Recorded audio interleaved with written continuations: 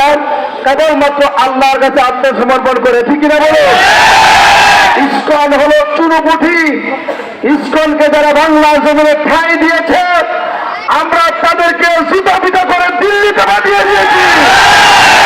সুতরাং আমরা ইসকনকে দূর করার জন্য কয়েক মিনিটের প্রয়োজন নাই। আমার দেশের পথ তারা গুলাম করা রয়েছে, যারা ইসকনদেরকে প্রশ্রয় দিয়েছে, যারা ইসকনকে স্টাবলিশ করেছে, তাদেরকে বৃত্তাঙ্গুলি দেখিয়ে সাবধান করতে চাই। অনতিবিলম্বে ইসকনের আস্থাগুলোকে দিয়ে ধ্বংস করে দেওয়া। আর যদি কোনদিন ইসকনের কোন কার্যক্রম বাংলার জমিনে আমরা দেখতে পাই, সেই বিল্ডিং পর্যন্ত বলিয়ে দেওয়া হবে।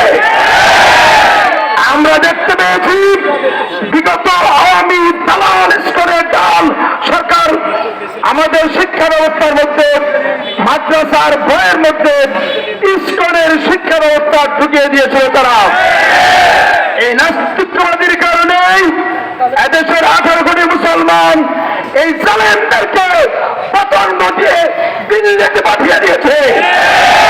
আমরা দিল্লিকে সাবধান করতে চাই, মুসলমানরা রক্ত দিতে জানে, মুসলমানরা জীবন দিতে জানে।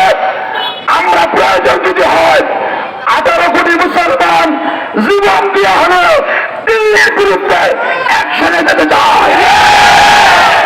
এই প্রত্যয় ব্যক্ত করেই আগামী দিনের সমস্ত কর্মসূচিতে মুসলমানদের অংশগ্রহণের উদাত্ত আহ্বান জানিয়ে মিছিল হবে। সাবধান থাকবেন, যুবকেরা চাইতে থাকবে। তোমরা মিছিলের মধ্যে উশৃঙ্খল পরিবেশ সৃষ্টি করার চেষ্টা করতে পারে, সাবধান থাকতে হবে। কোনো কম উশৃঙ্খল পরিবেশ করা যাবে না। ঠিক না? আলহামদুলিল্লাহ রাব্বিল আলামিন।